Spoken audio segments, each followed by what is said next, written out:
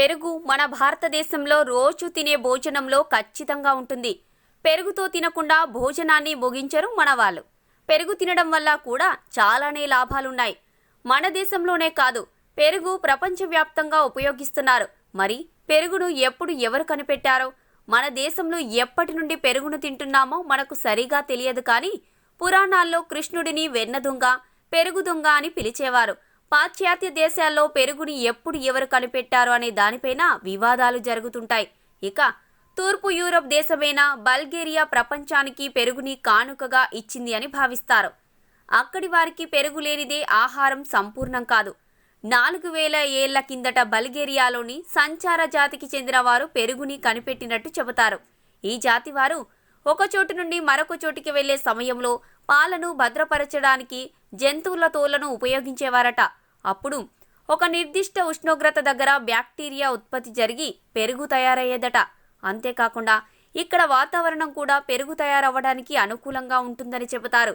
ఎక్కడ ఎన్ని వాదనలు జరిగినా బల్గేరియాలోనే మొదటగా పెరుగు తయారు చేశారు అన్నది మాత్రం నిజం. స్టామెన్ గ్రెగరో అనే బల్గేరియా సైంటిస్టు పెరుగు తయారు చేసే ప్రక్రియపైన ఒక పరిశోధన చేశాడు. బల్గేరియా ప్రాంతంలో ట్రాన్లో ఆయన పేరుతో ఒక మ్యూజియం కూడా ఉంది. ఇలాంటి మ్యూజియం ప్రపంచంలో ఇదొక్కటే ఉంది.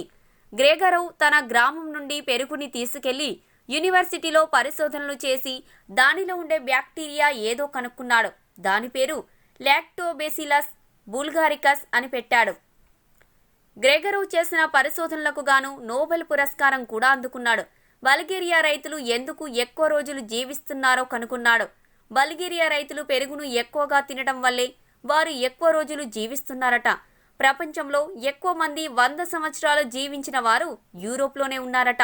పెరుగు తింటున్న వాళ్ళు ఎక్కువ కాలం బ్రతుకుతున్నారని తెలిసిన వెంటనే France, Germany, Switzerland, Spain, UK దేశాలలో పెరుగు వాడకం అమాంతం పెరిగిపోయింది. ఇక బల్గేరియాలో చాలా మంది పెరుగు కేవలం బర్రెపాలతో మాత్రమే చేస్తారనుకుంటారు. కానీ అక్కడ ఆవు, బర్రె, కొన్నిసార్లు మేకలతో కూడా చేస్తారట. బల్గేరియాలో పెరుగును 1949 వరకు సాంప్రదాయకంగా ఇంట్లోనే చేసేవారు. బల్గేరియా పెరుగు ప్రపంచవ్యాప్తంగా ఫేమస్ అవ్వడంతో అక్కడి ప్రభుత్వం డైరీ పరిశ్రమను జాతీయం చేసేసింది. ఇక బల్గేరియాలో ఇప్పటికే ఒకే కుటుంబానికి చెందిన 2 పెరుగును తయారు చేసిన రుచి భిన్నంగా ఉంటుందట. అక్కడి ప్రజలు పెరుగును తయారు చేయటం ఒక కళలాగా భావించి ఒక తరం నుంచి మరో తరానికి అందిస్తున్నారట. సో ఫ్రెండ్స్, మా వీడియో కనుక మీకు నచ్చితే దయచేసి మా వీడియోని మీ ఫ్రెండ్స్కి షేర్ చేయండి, లైక్ చేయండి, కామెంట్ కూడా చేయండి. మీ కామెంట్స్ మాకు చాలా అవసరం. అలాగే మా ఛానల్ని సబ్స్క్రైబ్ చేయడం మర్చిపోకండి. సబ్స్క్రైబ్ చేయగానే మీకు కనబడే బెల్ ఐకాన్ మీద క్లిక్ చేయడం కూడా మర్చిపోకండి. సో ఎప్పటికప్పుడు మా లేటెస్ట్ వీడియోలు మీకు అందాలి అంటే తప్పకుండా బెల్ ఐకాన్ మీద క్లిక్ చేయడం మర్చిపోకండి ఫ్రెండ్స్. మరొక టాపిక్తో మా నెక్స్ట్ వీడియోలో మళ్ళీ కలుద్దాం. అంతవరకు సెలవు. Thank you. హాయ్ అండి, నేను మీ జబర్దస్త్ ఆటోపంచ్ రాంప్రసాద్. నేను మీ వరలక్ష్మి. హలో అండి, నేను మీ సుడిగాలి సుధీర్. హాయ్ హలో, నేను మీ కామెడియన్ కుమార్ స్వామిని. హలో, నేను మీ జబర్దస్త్ ముక్కా అవినాష్. హలో అండి, నేను మీ చిత్రలేఖ. హాయ్, నేను మీ మచ్చి మాధవి.